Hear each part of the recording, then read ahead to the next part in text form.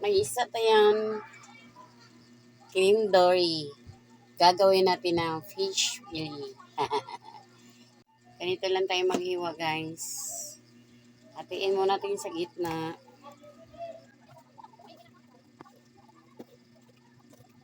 Ito, kalahin mo. Ano na siya? Ito, guys.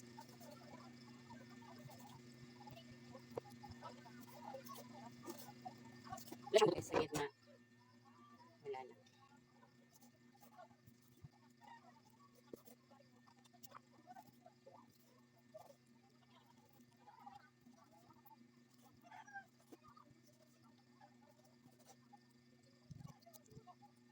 Dalawa siya. Dalawa. Ay, nakita siya. Kasi siya, parcel. Sa gusto rin niya binili. Ano yung ano?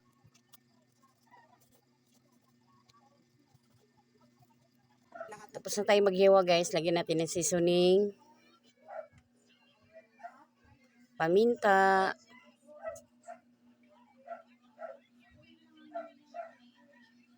Konting asin. Ihalo muna natin, guys. Of course, kisses. Oh, my kisses yung Dama Moreno. Never really bothered me na kung ano. And I knew how to kiss very well. Even up to now, actually. Take one lang yun. Iwata ng bell pepper, guys. Ganito lang natin gawin, guys. Para makita siya. Lakihin natin. Ano to? Para makita siya. Hindi, nandiyan na. You're done, you got your hair? Umuwi na yung apo kong galing na paggupit. Because Brent, you're not crying? Kasi dati pag napagupit yan, umiiyak.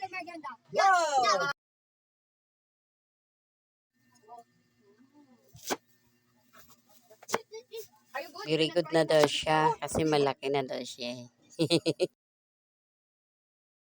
Kuyas ko pala, malaki yung pagkahiwa. Kaya ni isa-isa ko rin tinatanggal. Na ako naghiwa, guys. Tabi muna natin. Lagyan na natin ng chicken breading pala ang nilalagay ko sa isda, guys. Kaya wala akong harina, chicken breading lang mayroon. Para di masayang lagay ko na rin. Pag direkta mo pala nilagay siya, nagbuo-buo siya. Kaya nagtunaw din ako ng chicken breading ganito. Madali na lang siya i-mix-mix sa isda. Kaya nagtunaw din ako ng chicken bread.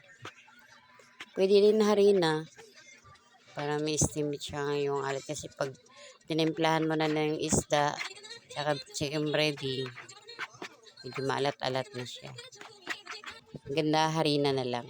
Na natin ng lagyan din natin sa breadcrumbs bago natin siya prituhin. Ganito ginawa ko eh. Galing na may harina na, lagyan ko rin siya ng breadcrumbs.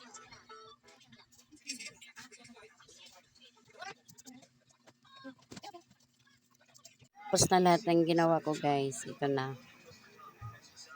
Magluto tayo ng fish fillet. Fish fillet ang ating luluto. Ito ang ating ingredients. Sibuyas, bell pepper, cornstarch, tsaka yung cream dory. Ay, fish. Guys, ito guys, naubusan ako mga breadcrumbs kaya hanggang dalawang klase. Ito may breadcrumbs siya. Unahin natin ito.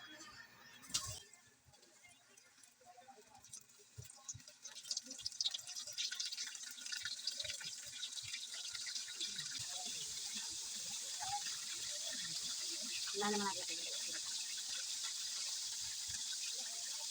Madali naman siya maluto kasi malipit siya pagkaniwa.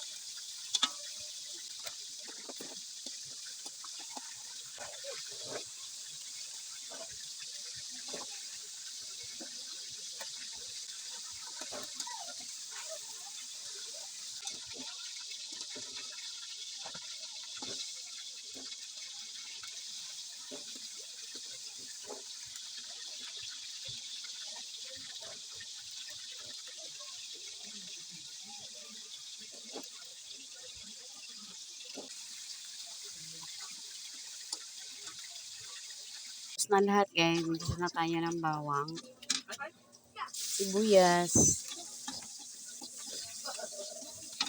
saka bell pepper. Kung meron kayong bell pepper nga green, mas maganda din dalawang kulay para maganda tingnan. Hahuunin ko muna to pag naluto na siya. Para hindi naman siya ma-overcook.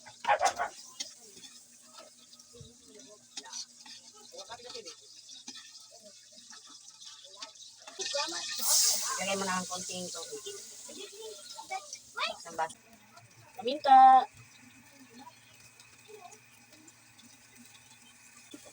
Soy sauce. Liquid seasoning. Konting seasoning. Sugar.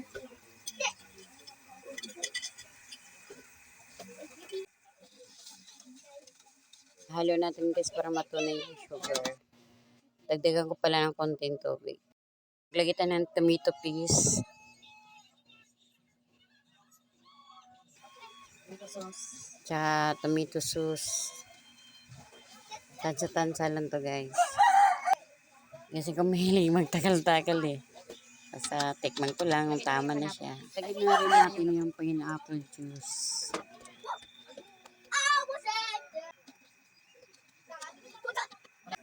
Maglagay tayo ng konting asin.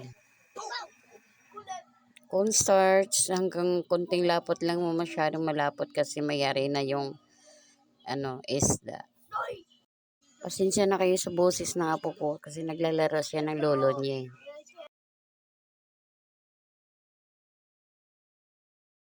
Tikman na natin guys. Lagay ko na yung pineapple jam. At saka yung gigisa nating sibuyas saka bell pepper. Balik ko na. Tanggalan ko na ng soy sauce guys kasi medyo marami to. Kasi gusto nila minsan nilagay nila sa kanin.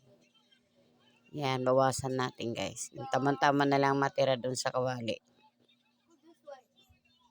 Ito na yung fish fillet guys. Gigiprito natin kanina. Di ko nalang ubusin. And wag natin ihalo lahat guys.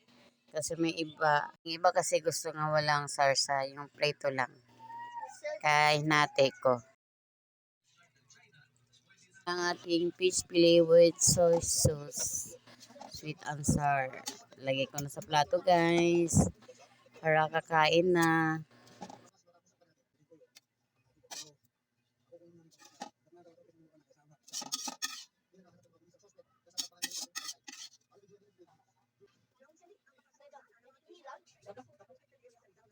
Hi guys.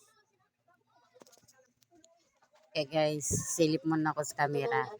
Luto na ating fish fillet with soy sauce, sweet and sour. Ready to eat. Kain na tayo sa ating fish fillet with soy sauce, sweet and sour. Kain na po tayo. Tikman na natin guys.